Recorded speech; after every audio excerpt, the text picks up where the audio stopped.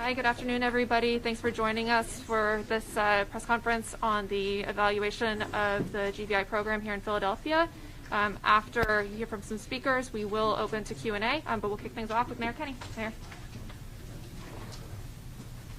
Thank you, Sarah, and good afternoon. Thank you for joining us today. I'm here today with some good news for the city that we all love. The University of Pennsylvania has released a highly positive independent evaluation of our Group Violence Initiative Strategy, also known as GVI. GVI has helped us save lives in Philadelphia. We are going to share key findings from the independent evaluation of GVI. We're going to appreciate its success, and we're going to commit right here to continue enhancing and expanding the strategy. I especially want to thank all the mothers and other relatives who have come today, have been working hard to help support group violence intervention in Philadelphia. Our families bear a terrible burden in the city's gun violence crisis, carrying the pain and all the other costs of gun violence every day of their lives. I'm thankful for how much time these family members put into the GVI program. They are essential to its success. Also joining us here today are Deputy Mayor Vanessa Garrett-Harley, Office of Children and Families, Erica Atwood, Deputy Managing Director, Office of Policy and Strategic Initiatives for Criminal Justice and Public Safety, Dion Sumter, Director, Group Violence Intervention, Office of Policy and Strategic Initiatives for Criminal Justice and Public Safety, David Kennedy from the National Network for Safe Communities at the John Jay College of Criminal Justice, and Dr. Ruth Moyer, the evaluator from University of Pennsylvania's Crime and Justice Policy Lab. GVI is based on a very simple insight. A very small number of people who are members of violent groups are involved in most of the gun violence. In a typical city, less than 0.5% of the people can be linked to 60 to 70% of shootings. If you can help those group members change course, you can prevent violence. But these group members are often the hardest people to reach. They have fallen through the cracks of society. We started the GVI program in Philadelphia. It was August of 2020. Since that time, I've been fortunate to witness firsthand the dedication behind all this work. GVI participants have some amazing things to say about their experience. One participant told researchers, quote, "Mr. Dion and his team are saving my life. They are consistent and persistent. They are constantly trying to help me. You cannot be mad at people that genuinely want to help you. It is made up of people who through what I have been through or people who lost loved ones from gun violence, and I don't want my mom to lose me." Another participant observed, you can't come to the community with a lock you up mentality. No one is going to want to work with you. But when you come with respect and a sense of care for people, we will be more open to having a conversation. I think GVI did a good job with that. The quotes speak for themselves. This is incredible work that has the power to transform and save lives. The quantitative findings from the University of Pennsylvania team tell a similar story. We will get to those findings shortly. The big takeaway is that GVI works, and we must continue to invest in this approach, and we will, and I hope that the next administration does the same. I want to recognize the dedicated city employees and community partners for doing this work. I want to take a moment to recognize Dion and his GVI team. Dion, where are you? Stand up.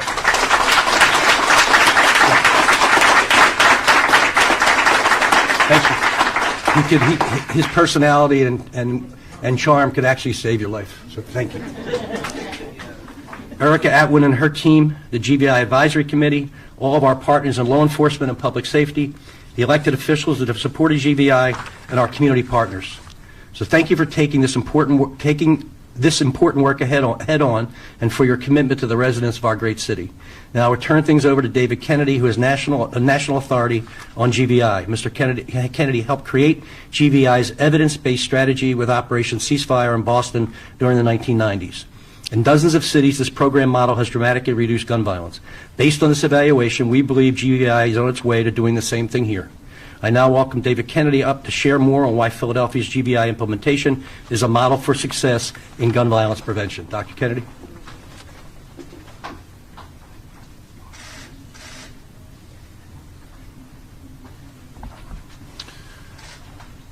What he said. It's working.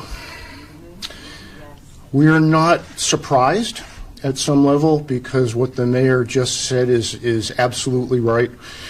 There is now what in scholarly and policy circles we call evidence-based violence prevention.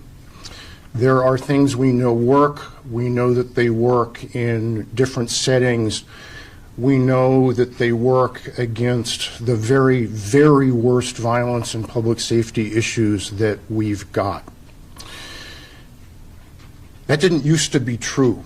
I've been at this for 30 years, and for the first decade or so of that time, there was nothing that we knew worked against homicide and gun violence. That isn't right anymore. The empirical foundation is what the mayor just said. There is no such thing as a dangerous community. There are vibrant, healthy, soulful, thriving communities with very small numbers of extremely high-risk people in them.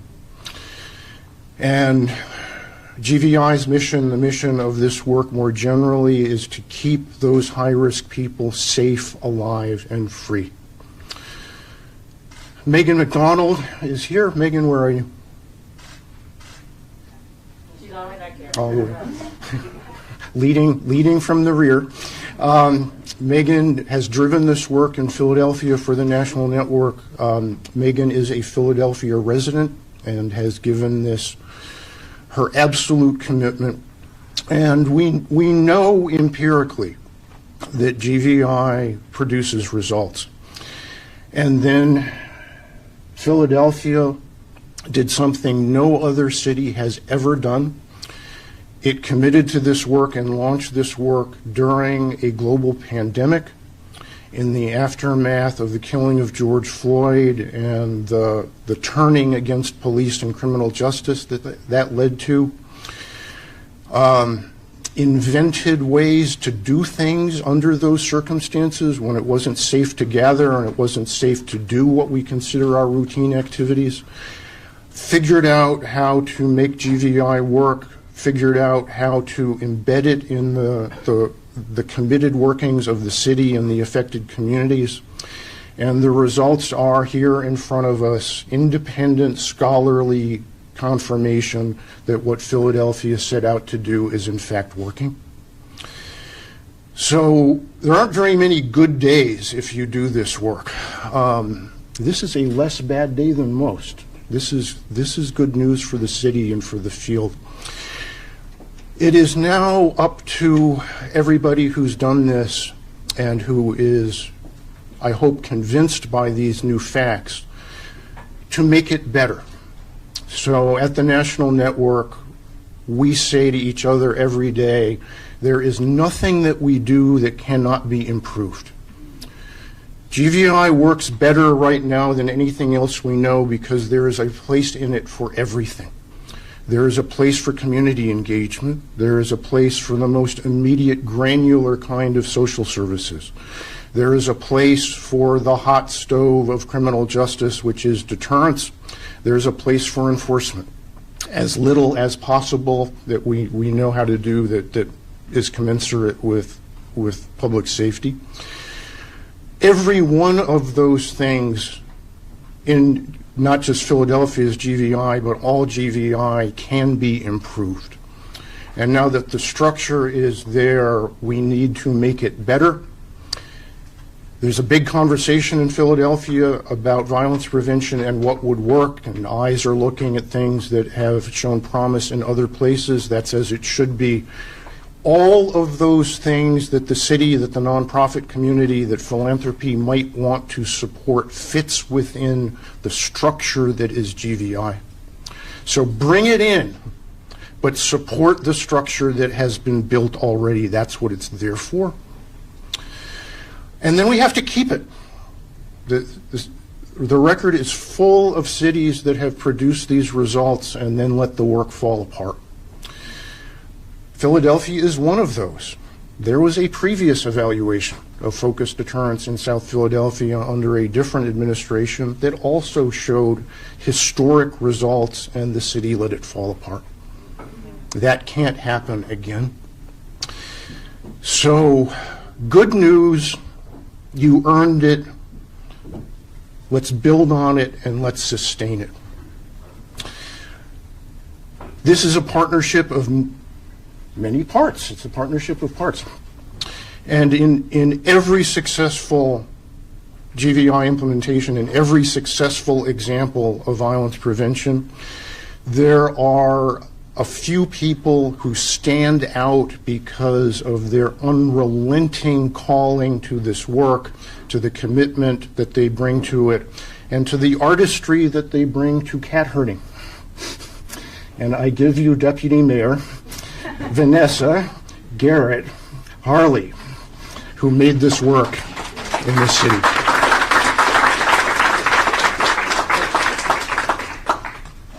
So good afternoon, everybody. I am particularly pleased to be here to share the results of this study and all the work that we have done trying to stem the tide of gun violence in our city. As you probably have already heard, our work in GVI actually began in 2019, but we officially launched in August of 2020. And we started this important work at the urging and the support of Mayor Kenney for two main reasons. We were looking at an unprecedented rise in gun violence, and then our review of data and information from law enforcement showed that a number of these shootings were being committed by a small number of high-risk people that were actually associated in groups or gangs. In many instances, they were operating in a specific or a certain geographic area of the city. For these reasons, we sought the expertise and the assistance of David Kennedy, the architect of this group violence intervention model.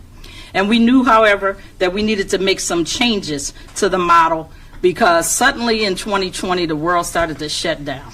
And in March of 2020, we were confronted with the COVID-19 public health crisis and all of the restrictions that came with it, as well as the aftermath of the murder of George Floyd and the civil unrest and all of the tension and angst between the community and the police and law enforcement. So the GVI model brings people together in an in-person call-in model. But because of the pandemic, the traditional GVI model would have called for large group gatherings where we would have brought in a group of people and gave them a message. We couldn't do that. At the same time, we couldn't sit on our hands and wait because we knew that the gun violence was continuing to go up even though there was a pandemic going on. So we tried to be creative, work with David and others, Megan and others from the National Institute, and we came up with a model that was sort of customized for Philadelphia. And we implemented what we call a mobile call-in model, or some call it custom notification model. Essentially, we went to the community and we went to those individuals' homes and places where they live, where we could directly engage those members of some of the most violent groups in the city. We sent out an interdisciplinary team. I can't tell you how important that team was and how much respect that I have and love I have for those team members, because while we tried to be as safe and as cautious as we could be, let's face it was 2020, COVID was rampant, and folks were risking their lives, but they cared enough about the city and the violence that we were seeing to go out in teams. That team consisted of a caseworker that came from Dion's shop over at the Office of Violence Prevention, members of law enforcement, which included everybody from our police to our district attorney's office to probation and parole, juvenile probation and parole. It depended on who we're going to visit, who was appropriate to attend, as well as other members from these various groups. But let me say, and you'll hear me say this over and over again because these folks is dear to my heart, and I look at a lot of these mothers that I love dearly out here. The community members were the key to this strategy in my mind. Okay, they were the most important. So we had our community members. That included those community members who were what you might call, some would call a credible messenger, others would say community influencers. They were those that held some weight in the community in a way that I might not if I went out there to talk to folks, right? They held that weight, but most importantly, sometimes when nobody else on the team could get through to these individuals, it was those family members, in particular those mothers, who had lost their child, unfortunately, to gun violence and thought it not robbery to come out and share their story to try to save another mother from going through that same anguish. And so those are the folks that you see sitting up here that we care so much about because it means so much in terms of what they do. We piloted this program in Southwest Philadelphia, where they were experiencing a high volume of group and gang affiliated shootings. And although we've now expanded GVI to other areas of the city, this particular evaluation is really focused from August of 2020 through May of 2022. As you see, there are slides running behind me that are giving you some of the highlights from the evaluation. But overall, GVI was associated with large reductions in gun violence, both at the group and the neighborhood level. Specifically, the study found that there was a 38% reduction in gun violence after one GVI contact, with an at-risk group.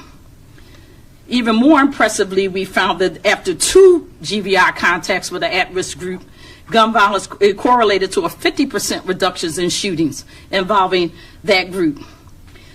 Additionally, at a neighborhood level, the study found a 44% average reduction in group violence within where a geographic area had received 4 or more contacts. And in a particular geographic area, there could be multiple groups. And so that's why we're saying 4 or more contacts. And then once an enforcement action was undertaken against a group, we saw a 42, almost 43% reduction in violence amongst the group that was the subject of the enforcement action. Over 26 groups have been enforced upon to date. These numbers, 38%, 44%, 50%, 43%, tell us that this strategy is working. And it works at both the group and the neighborhood level, which is really important. The mobile teams are very effective at reaching those at the greatest risk of involvement in group or gang-related violence. And while this evaluation is encouraging and confirms what we thought and our observations, there's a lot more work that still needs to be done. Our focus has been and will continue to be expanding access to this now very proven strategy. But it's only possible when we have participation of both community, government, and law enforcement all working together. I need to take this opportunity, so bear with me for a minute, to thank some folks. First, I'd like to thank Mayor Kenney for trusting me with leading this work and believing in this strategy. And I would also be remiss if I didn't acknowledge our technical advisors, Brian Lentz and Megan McDonald. I want to thank City Council, especially City Council President Clark, as well as Councilman Curtis Jones and Councilmember Kenyatta Johnson. And I see Councilwoman Gaudier is here. We want to thank them for their support. Also the Philadelphia delegation, but especially Representatives Joanne McClinton, Morgan Cephas, Jordan Harris, and State Senators Sharif Street and Senator Vincent Hughes for their tremendous support, both as part of our GVI Advisory Committee, as well as their support in helping us to obtain funding to implement the strategy to be able to expand it across the city. Special thank you to Commissioner Danielle Outlaw and the Philadelphia Police Department, Philadelphia District Attorney Larry Krasner, and key members of his staff, the United States Attorney for the Eastern District of Pennsylvania, Jacqueline Romero. Also want to thank the Pennsylvania Attorney General's Office, in particular, former Attorney General and now Governor Josh Shapiro, as well as Acting Attorney General Michelle Henry. The First Judicial District of the Court of Common Pleas and the Family Court Divisions, Adult Probation and Parole, and Juvenile Probation and Parole. But again, most importantly, I need to thank the community members without whom this initiative would not have been successful. Our community influencers, incredible messengers, and the relatives who unfortunately love their loved ones. I also need to thank and call out Movita Johnson-Harrell.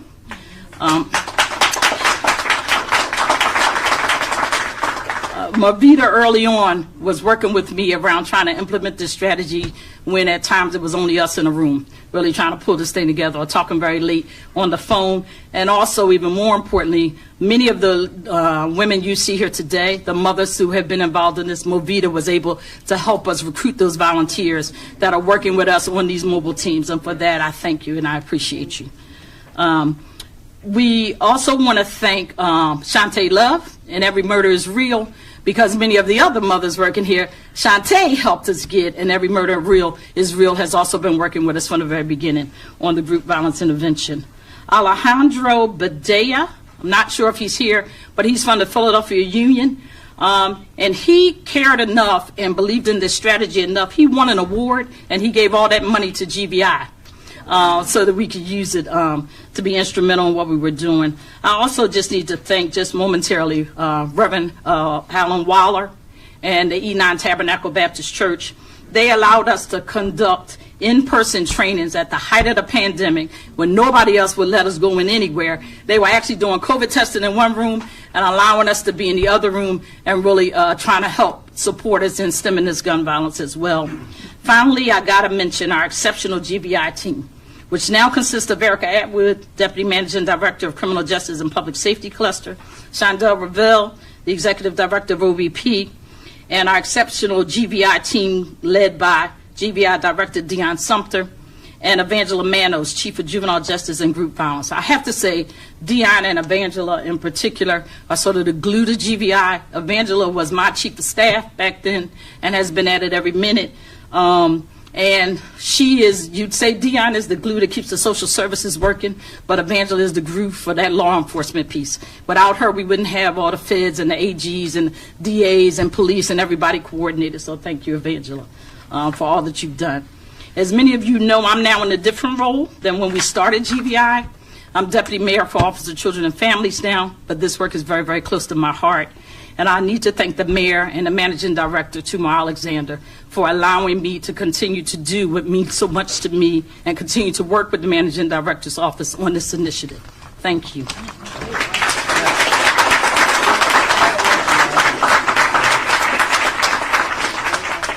Okay, my boss is asking me to ask the mothers and the families to stand that are involved in the work. Could we please get a round of applause?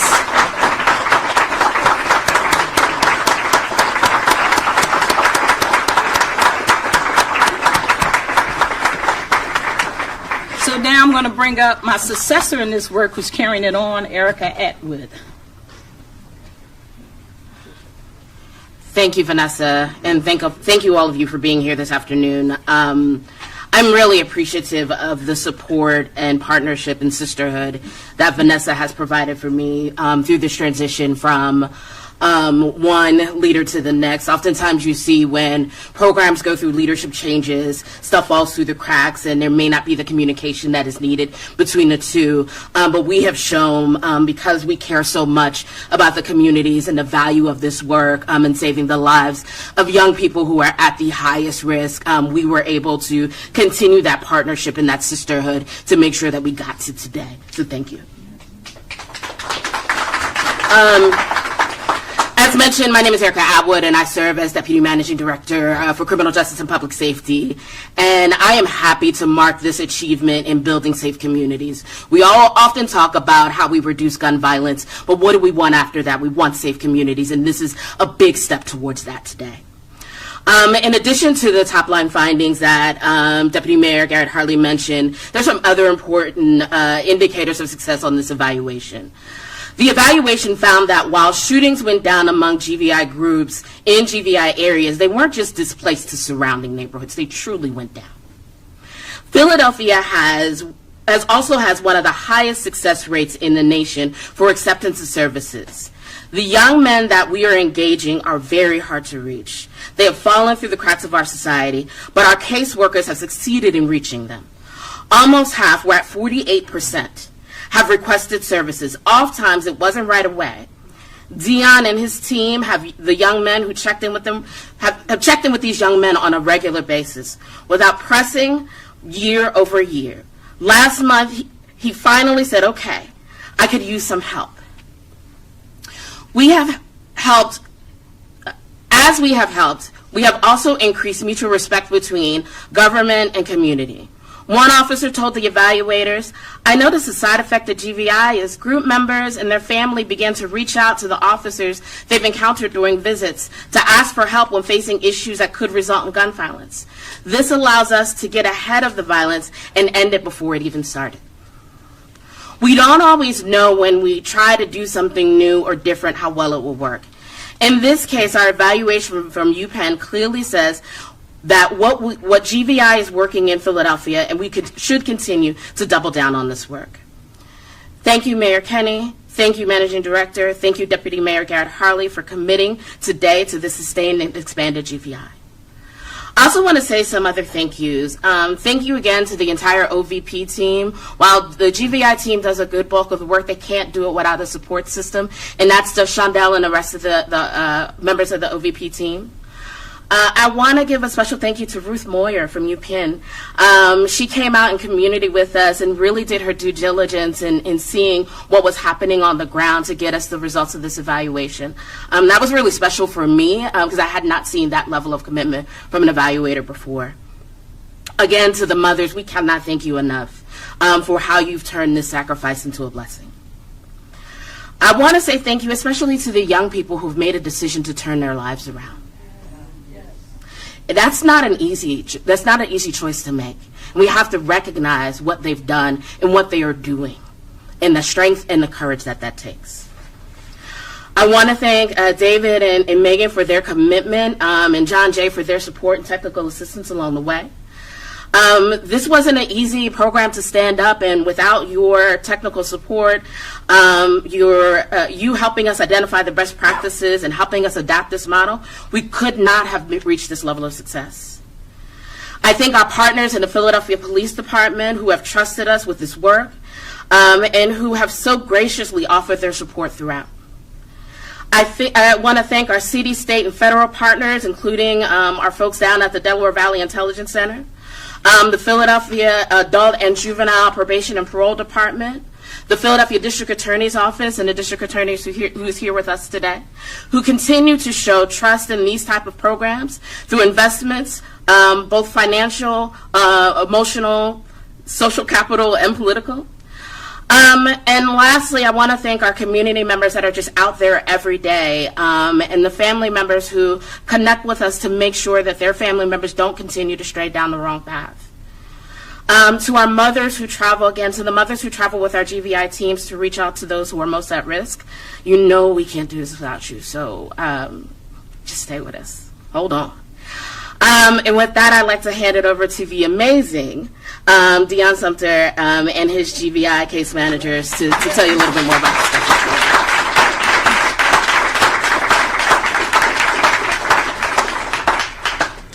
First, thank you, Erica. Good afternoon, everyone. My name is Deion Sumter. I am the director of the Group Violence Intervention Strategy. In the years since I've been within the Office of Violence Prevention under Shondell's leadership and have been leading the GVI strategy alongside my favorite person, Angela Manos, we've seen significant changes in the GVI strategy. But before I get into the work that's been done on the ground, I'm not a one-man band. I have an incredible team, so I would love for my GVI case manager, supervisor, come on up here with me.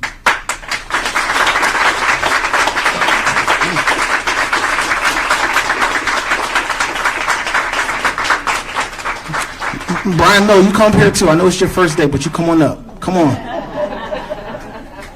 It's his first day on the job, but he's family now.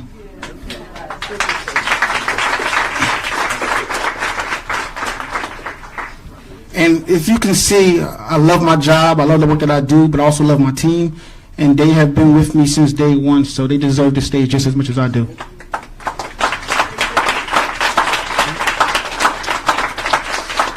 So as you all know, GVI started in Southwest, August of 2020. GVI has reached over 800 plus families and individuals across several self-identified neighborhood groups within 15 police districts. After receiving the PCCD grant last year, we have been expanding the GVI social services roster. For quite some time, it was just Pamela Chase and I, but now with the PCCD grant, we'll be a team of 15. So this right here is just a start of more to come onto our team. How does the GVI process work? The GVI process starts with initial audit of group activity in the police district, identifying the risk a community group pose on community safety, and then we determine a course of action for intervention, prevention, and treatment.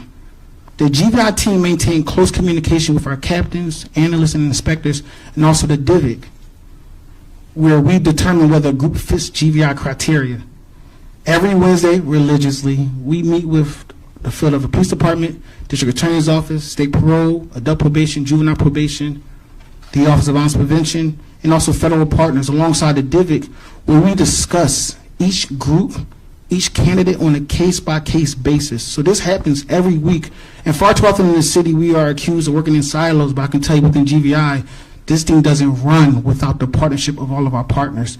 And we are there every Wednesday at the table just trying to do our due diligence to save a life. Once information is shared and details confirmed, we deploy the GVI mobile calling team, something that we've developed throughout the pandemic.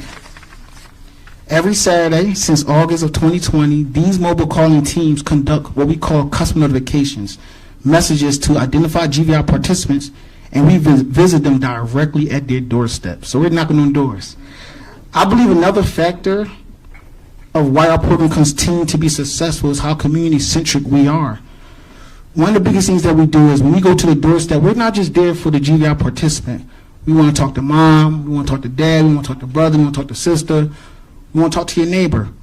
And my team know when we're out there, we're knocking on doors. If someone comes to the door, we engage them. And we don't turn our backs on anyone. And far too often, when we work with a young person and he needs a job, they always bring a friend. We're going to help a friend. And that's just the work that we've done. On Saturday, if a young person asks Miss Kira Noko, I need a job, Kira Noko had that young person connect to an employer within 72 hours. And Nathan Salarka had that young person connected to our GVI work group within a week of our first encounter. In fact, I would argue that it is part of why Philadelphia is among the highest in acceptance rates for services from participants among cities utilizing GVI-focused deterrents. What makes our team so unique? Our team consists of so many unique people when we're out on the ground. A credible messenger, like myself, one who's been in the system, one who has a story, and I share that story with these young brothers to know that I look just like you, I come from where you come from, and the things that I'm doing you can do as well. A Philadelphia police officer and a member of the district attorney's office who explains the legal implications of continuing to engage in risky behavior. A social service provider, one who's just there to offer a helping hand. And I could tell you, when we're out there, not too many people will say no to Rennie Mayo or Abdur Scott, right? Like when they're out there, you need help, they're going to say yes. And lastly, a mom, my moms. And they're out there with us every week at every call-in, where they share their story of losing a child, losing a loved one to gun violence. As others have said before me, the collaborative nature of GVI is a huge part of its success. GVI does not work without collaboration and partnership.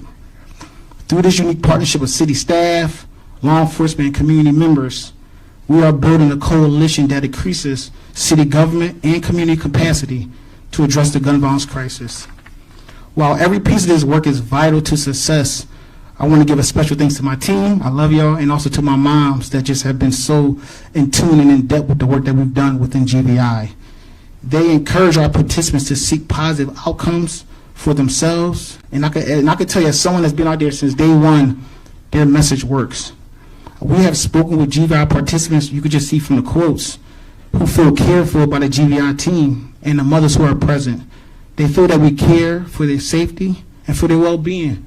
And we do. I know I do. I know my moms do as well. That sense of trust from our participants keeps them engaged and is a central core theme of the GVI strategy. When we started this strategy, a lot of people said that it was too much stick. But I can tell you today, we got a lot of carrot. And that's something I really pride myself on, being a Germantown native, being from the city of Philadelphia.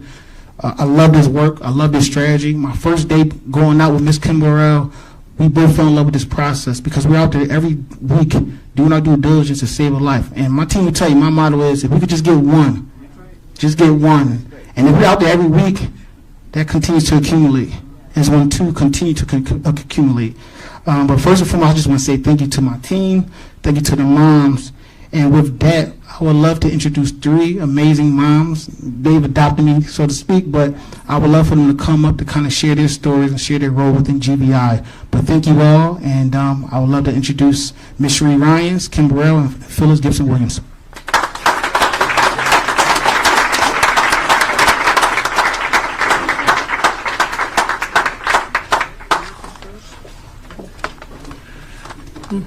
Good afternoon. My name is Cherie Ryans. I'm a mother of a murdered son. My son and his best friend were murdered September 2nd, 1990. I have been on this battlefield for many years. I've worked with many organizations, and I've gone down that road. But when Marvita actually called me and said that she had something for me to do, and she asked me would I be interested, when I became a part of the GVI program, I would question myself. I said, do I want to do that? But when I first went out and talked to a perpetrator or a would-be perpetrator to let them know that what they are doing or possibly could do, their parent, their mother, will end up like me.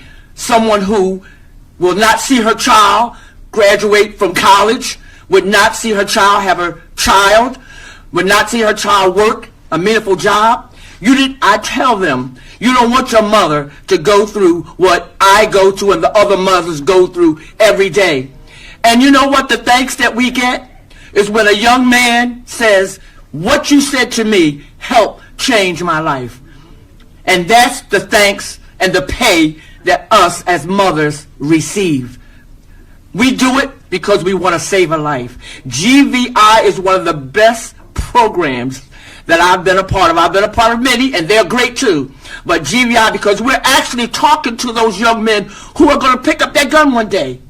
But when they hear us, I think it changes their lives. And so that's why we want everyone to support and help GVI, Dion and his program. Help us. We need help. The mothers are not going to stop. We're going to continue as long as we can. We're going to continue this. Like I said, I've been on this battlefield since 1991. It's not easy, but I want to save another mother. I don't want another mother to go through what I go through. GVI is here to help those mothers and those people, those perpetrators or would-be perpetrators. Thank you so much.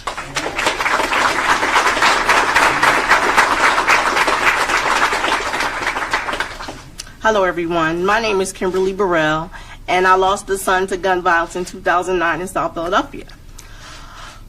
What I want to say is, first of all, thank you, Movita, because you brought us all in. Thank you.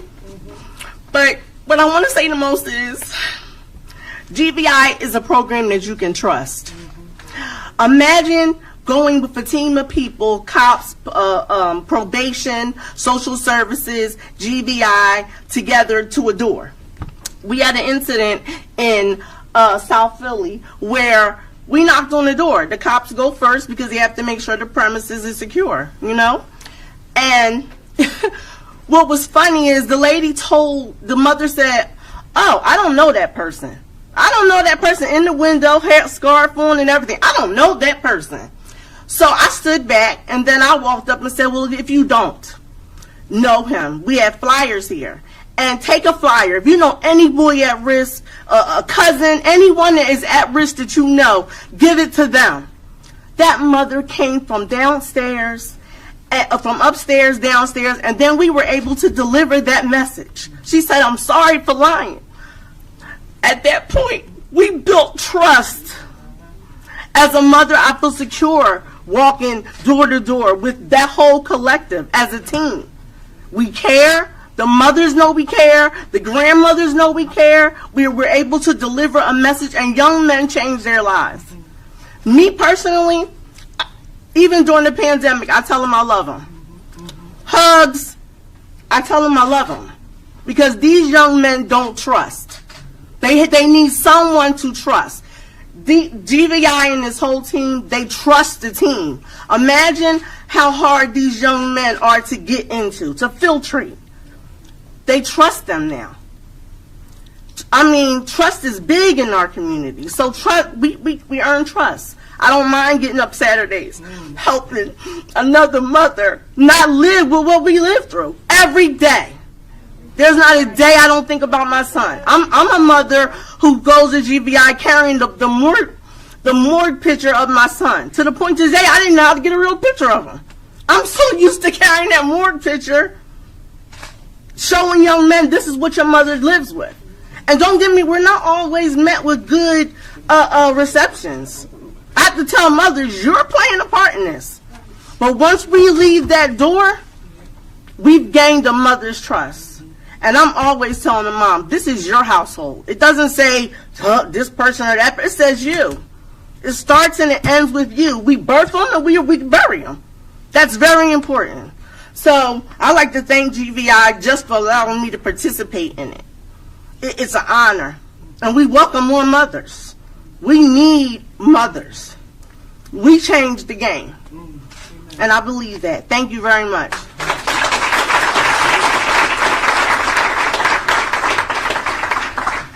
Hi, my name is Phyllis Gibson. December 2010, my son John was killed by his friends. They grew up with him. They actually lived behind my house. They were always together. We don't know what happened. But eventually they got the tape from the store that the homicide happened in front of. And these were people that came to my house every holiday to eat. For Light the Grill, they're there. And here they were. I've never seen the tape, but I understand that they hugged my son and they introduced him to another guy, and the guy shot him in the back of his head. And then they went through his pockets. I felt like my whole world had ended. He is my youngest son. And I will always talk about him in the first person. I never say he was. He is my youngest son. It's been a long journey. We've been with many, many groups. But the one person that stayed with us through all of it, and they're with us right now, is Movita. I don't care what time of day or night. If you need to cry, call Movita up, okay? She'll cry with you, and we can all talk about how bad it hurts. It's a pain that just will not go away. On Sundays, I'm a deaconess at my church, and I have the layman's prayer. And the prayer is this to the mothers. Please go through your children's drawers and get those guns out. Can you go in their boots and in the shoe boxes and dump those guns out? Can you go in the bottom of the trash can and get the guns? And if you know your child has a weapon, call 911. And I encourage them, and they look at me like, okay, so GVI is in the community that I worship in. And we see a lot of the same guys over and over again. Now, in the beginning, when we first started, they were a little cocky. They were a little fresh. Then we met with the mothers, and some of the mothers were fresh. The one lady, I was trying to get her son a job, and she said, job? She said, Miss, I got 7 kids, and I get 7 kids worth of food stamps. So if he gets a job, they're going to cut my food stamps down now. I always got an answer. On this particular day, I went, huh? What? You do what? So we've had, She's not lying. and this really happened, and we come through all these little crazy obstacles. Okay, so the next time we went back, because we don't just stop. That didn't stop us. We went back to her house again. This time she answered the door, and she was willing to accept our help. And not only did she said she had 7 kids and 4 more boys.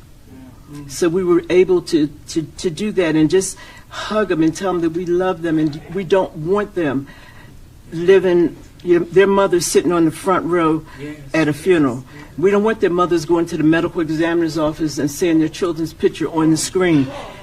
I tell it to them just like that. You can't tell it to them like it didn't happen. This really is true. This is really what's going on. We give it to them. And then we want to thank the police department, because every Saturday we have 2 different police officers that escort us as we go to these neighborhoods, these houses, and they knock on the door. They make us feel very secure. And we wouldn't be able to do it without them. I don't think so far we've had the same 2 police officers ever. It's like every Saturday we get another 2 police officers. But they're very helpful. They want to know about GVI, anything they can do to help us, and they also protect us. They go up on the steps first, they knock on the door, and then the people will either answer the door or they peep out the window, but they'll step back and then let us talk to them. And I am so grateful for being able to work with the GVI. It has just changed my life. My neighbors, their children. You have no idea. They don't know what it takes to make GVI. They don't know all the components, but they're very grateful. And I'm very grateful to everybody sitting up here. Thank you so much. And then I want to thank G. Lamar here. Yes. He's out in the field. Let me just tell you. He's out in the field.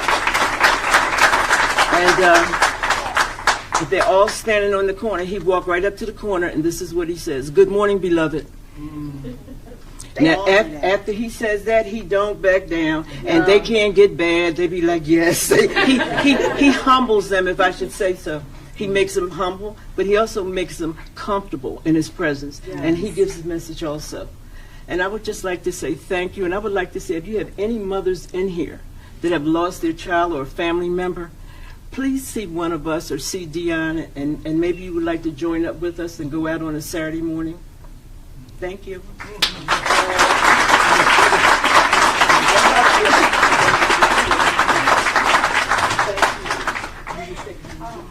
like to ask the district attorney to come up and say a few words. Also, if Councilmember Gaudier is interested in having something to say, and I think Councilman Squill's in the back, feel free to come up, and then we'll take questions.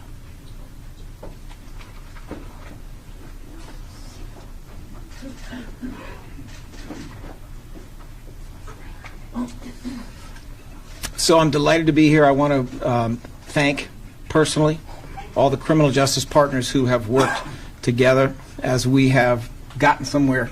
These are very encouraging bits of data. We've had this report a little while, and our data team is working on it. As I view this situation, it's kind of like a staircase. If you're trying to get somewhere, it's not just one program. It's going to be 12 or 13 that are going to get it to the next level. But every single step on the way up matters, and this is an important step. I am reminded of when I first heard about this, and that was when Movita Johnson Harrell started talking to me shortly before 2018. And after I was in office, she was able to gather a group of people. Some of those people are here, including G. Lamar Stewart, who was a Philadelphia Police patrol officer at that time. I think I also saw Joel Dales back there. I believe he was there as well. And as we sat around and said, well, what is focused deterrence, as it was being called at the time, and what happened in South Philly, and what worked and didn't work, it was a pretty active discussion. But it all came back to the same thing, and that's the thing that you have seen here, which is that these mothers who have endured this loss are a source of energy like no other. These mothers who have this deep wound and this deep pain are able to deliver a level of power and commitment and sincerity and persuasion that is almost irresistible, even to some of these young men who are caught up in these groups.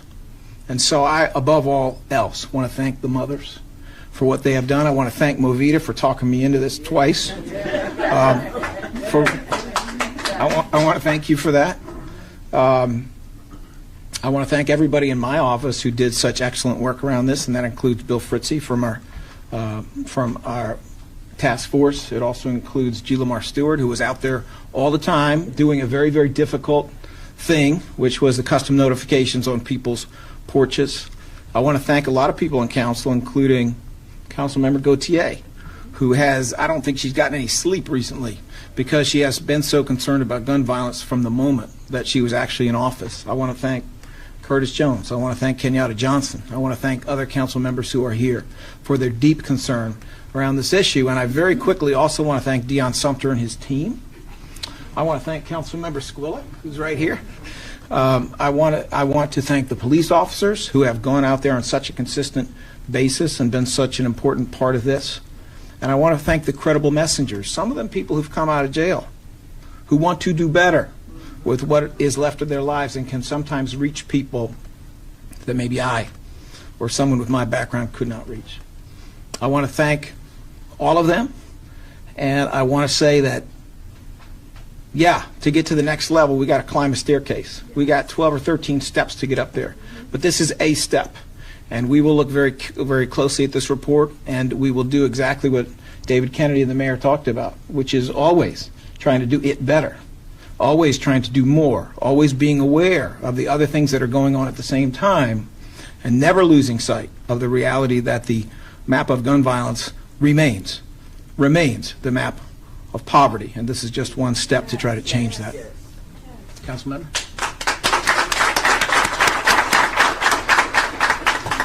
Good afternoon, everyone. I'm Councilmember Jamie Gaudier, and I represent the 3rd District where GVI was piloted. I think we all recognize the challenge that faces us as a city as we deal with the gun violence crisis. But I think it's really important to stop and to celebrate our wins, and this is a clear win. I think the thing that I most appreciate about the GVI approach is the balance that it entails.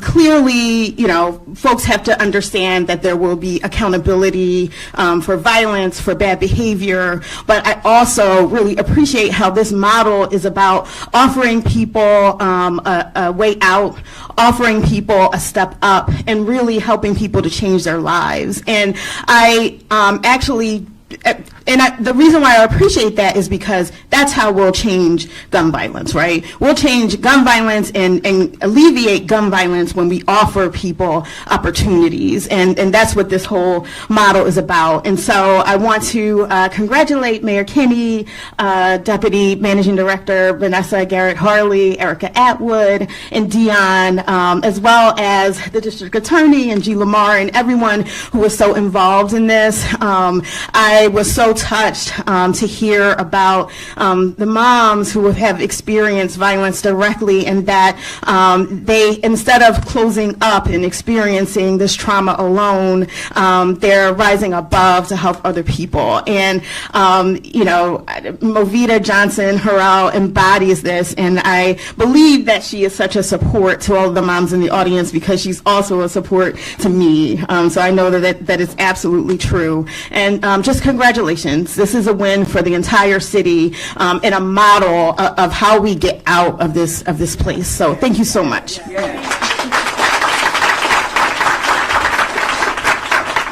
And thank you. My name is Councilmember Mark Squill. I represent the 1st District. And when Focus Deterrence was here in South Philadelphia piloted, we saw some of the great strides that we made. And now having GVI there, and it is really important for us to understand this only works through collaboration. We need everybody to work together. Our goals in city government and with the public is to reduce gun violence and to really give people the opportunity to believe that there's public safety. They could sit on their steps during the day. They could go out and to a dinner. They know that they could do that because public safety and people are taking this serious. But GVI is now taking this to a new level of collaboration and cooperation. You see all the people that are involved here with the DA's office, the police department, the managing director's office, the Defenders Association, the law department, the mothers involved.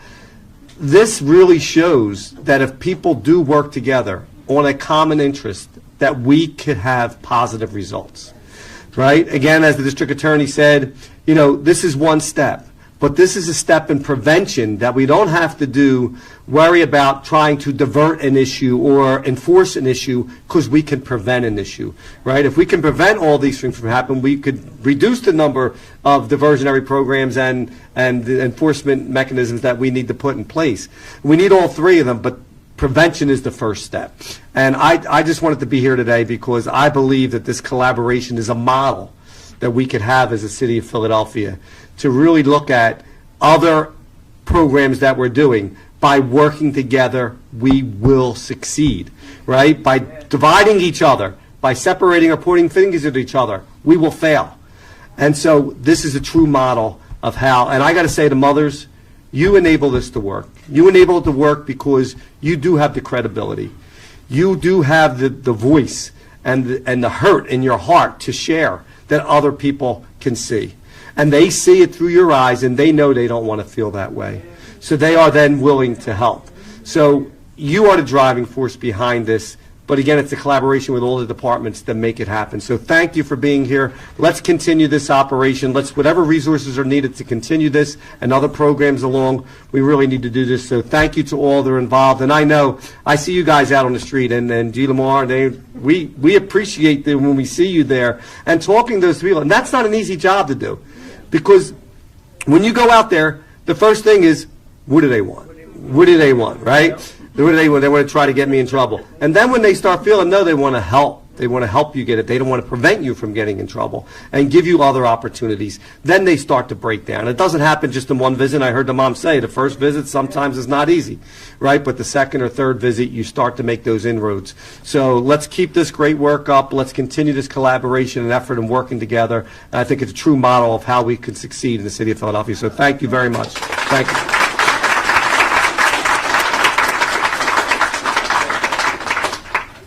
Any questions? Can you explain the expansion there? Erica or Dion? Yes, so with the GVI expansion, so initially we started GVI within the Southwest Division, so we only piloted within the 12th, 18th, and the 19th and 16th Police District. But then from there, we saw some pretty positive changes taking place within the Southwest Division, so from then we transitioned rather within the Central Division, then into the South Division, and then within the Northwest. Just recently, we made a full transition within the Northeast Division, and also partially within the East Division, within the 26th Police District. The transition also is based upon being able to deploy more teams, and to be able to do that, I need staffing. So, as I mentioned, we started out with 2 case managers. So as of now, I have about a total of 8, and we're hoping to hire about 7 more. So the more social services providers that I have, the more people that we're able to service within the community, and also the more teams we're able to deploy on a weekly basis to be able to really just get this thing citywide. And obviously this is mostly preventative, but how much is reactive? Like there's shooting this week, would your group choose to go back to that input this weekend? Yeah, so one of the biggest things that we do, and I think it's a credit to the Wednesday meetings, is that we're able to sometimes get ahead of the game. So we really monitor social media. So at times you see a lot of guys just constantly in conflict on social media. So when we do see something, we definitely are going to react to it.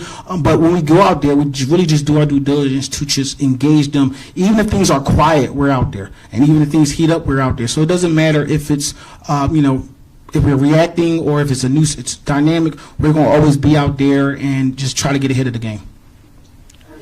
There are numbers that suggest, up to 50% reductions in shootings in certain areas, and there was no spillover, I think, was also one thing we've heard.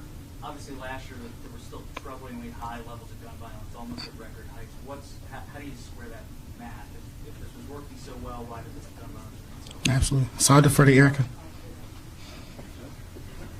And so what's very specific to GVI, it's group involved, and all of the violence and all the gun violence we're seeing is not group involved. We know through police data that the majority of the incidents of gun violence we're seeing is based on arguments or beefs. Sometimes that is we can predict that if we are watching the patterns and the movements of the groups, but oftentimes it is episodic. And so it's that balance of GVI being really focused on those who are socially networked, but some of the other violence we're looking at other methodologies to be able to make those interventions that are not the group involved violence.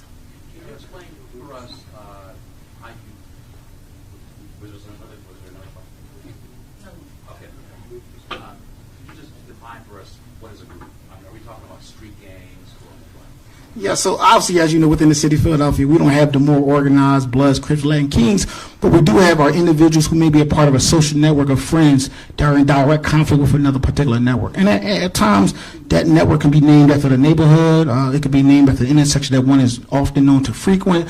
But from there, those kind of categorize it. We don't categorize it as gangs, but more so as groups. Just one group of individuals who are in conflict with another, and far too often, there is a name associated with that, and a lot of those guys may use it on, as a hashtag or as a post on social media. So can you tell us how many groups have been contacted in these 2 years of the study? Yes, so from the study, if I am correct, we've engaged about 66 groups within the city of Philadelphia. 66? Correct. How many people were that? Plenty, hundreds. Yep, 276 people.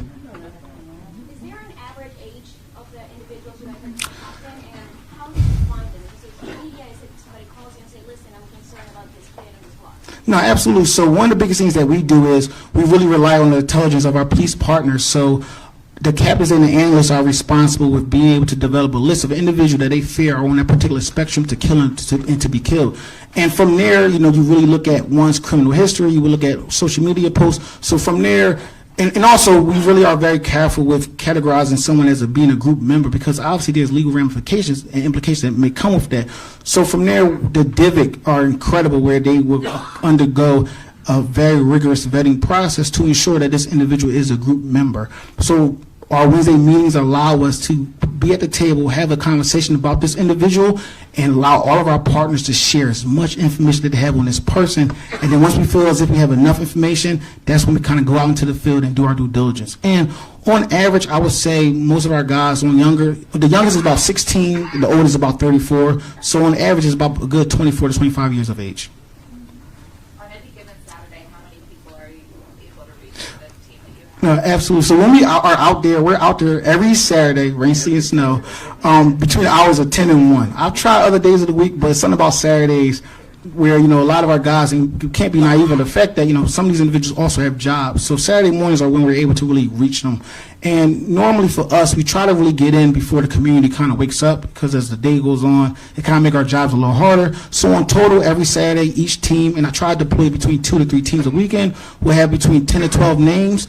And we always have a 50% contact rate, so we're able to, if we have 12 individuals, we're able to make contact with at least 6 of them.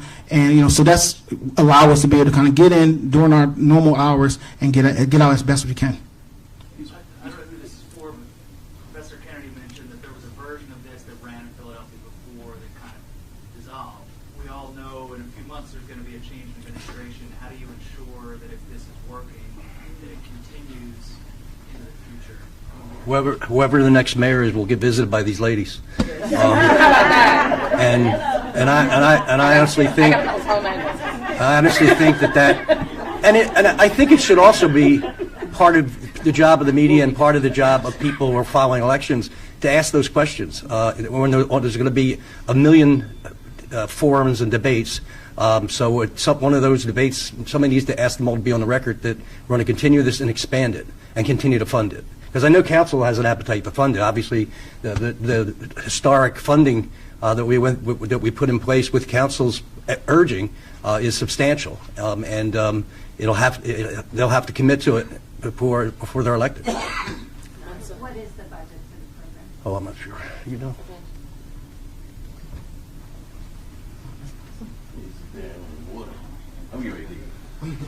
So the city put up around $750,000, and the state also gave city and council together appropriated somewhere between $750,000, maybe a little higher. State gave us about $500,000 when we first started, and we continue to perpetuate that. But Dion talked about a grant that we also received from the state that was different, and that was $2 million that we were lucky enough to win that grant, and that is allowing us to bring on all of this additional staffing and make sure that we can staff up the social services piece, because one of the key pieces here is to be able to deliver services and deliver them quickly and timely. These young men can't wait 3 months while we try to get money or try to get folks together, so that's the key. You all spoke about the carrot and the stick. Can you tell us, how many people that you all have contacted who have rejected this help and you have gotten the stick? Yes, no, absolutely. Well, I'll just say this, and then I'll let Dion give you the exact numbers. It's kind of a carrot and stick model. Some folks don't really like using that terminology. I say it's a law enforcement model with a social services component, that we have a very large social services component. We deliver that unified message that the shootings must stop, but we are here to help you. If you want to change your life, change the trajectory of your life, we will help you every step of the way, right? But because you don't accept our social services doesn't necessarily mean that you get the stick, if you will, as you're saying. Social services are voluntary, and we use these amazing folks and their charisma to try to talk people into it, right? And explain why it is beneficial to them. But it doesn't necessarily mean you get the quote-unquote stick if you don't accept the social services. I think what you're referring to is what we would call an enforcement action. And that's determined after we talk to enough members of the group and we believe that the message has gotten out sufficiently. If there is another shooting that is group or gang involved that we can tie to that group, then we undertake an enforcement action. That might be, I hope I answered your question, but I think that might be what you're talking about in terms of the stick. How many people have been arrested who did get contacted by GBI, and how many were arrested because after the enforcements, I believe, is 26. We've undertaken 26 enforcement actions against different groups. I don't have the numbers of how many are arrested, because an enforcement action does not automatically lead necessarily to arrests. Right? There are different levers that all of these agencies that are involved, whether that be the police department, the DA, the probation, or whomever, can pull to show that we are serious and we are focused on you, and we're very intentionally focused on you and your group. But it does not always lead to arrest. For some it might, right? For some it might mean bail being revoked, or a higher bail that we're asking for, or they may get violated for something that they've done with probation or something more intentionally, or, there could be any number of levers, but it doesn't necessarily automatically lead to arrest, and that's why those numbers are more difficult. I don't have them directly available for you. Did you want to add One more question? Yeah. So if you have contacted 276 people and 26 have been subject to enforcement actions, does that mean 250 people have turned their life around? No. When we say enforcement actions, that means groups, not individuals necessarily that we have done an enforcement action against. So 26 groups, if you will, whatever the names of these particular groups or gangs are, that's 26 groups. The individuals were who they were counting that we have actually made contact with Dion or with Erica, a specific group member. And we make a lot of collateral contacts that we haven't even counted in. We call a collateral contact, and that's successful for us if we get to the mother, the father, the sister, the brother, because sometimes they still, that person saying to them over and over will get through even better than a group. A lot of times guys will call later and say, my mom said you was here, and whatever, right? But just for purposes of today, we use the number of the actual individuals that we got to. We didn't even count all of the hundreds of collateral contacts and stuff that we've been able to do. So every Saturday we have 2 to 3 teams. Yes. Each team has about how many members? Like team members or individuals that we're going to engage? Who come out to the house? Yeah, so I try to keep the team small because at times we have too many people, it'd be a bit overwhelming. So our teams are made of 2 police officers, 1 rep from the district attorney's office, a mother, a social service, either myself or one of my case managers, and we also have a credible messenger. So each Saturday, each team has about between 5 and 6 individuals. Do you all just contact this person at one time? No. Well, like I said, I think ultimately for us, if we're unable to make contact with that person, we're going to keep trying. But I think also probation does an incredible job. So if you have an individual who's on probation, they'll mandate them to be home. If we come across mom may say the person is not home, but we're going to keep trying. We're out there each and every single Saturday. Sometimes it may take just that first time out to engage the individual. Sometimes it may take 3 to 4 months. We're going to keep trying, and we just really do our due diligence. And I think the uniqueness about the social services component is that most cities or that use GVI, they only tend to see like a 10% social service request rate. Ours within the city of Philadelphia is 28%, meaning 20% of the people that we come across want help.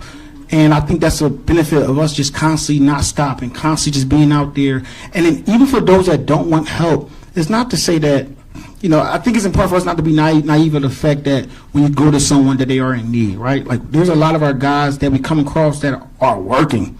Right, so when you come and you engage these individuals in something that I've learned, you gotta really meet them where they are, right? And to not come in with these assumptions that hey, I know you need help because you're on my list, right? Like that right there comes off as very judgmental, and you're going to lose that rapport and that trust. And for us, we really just do our due diligence to earn that trust,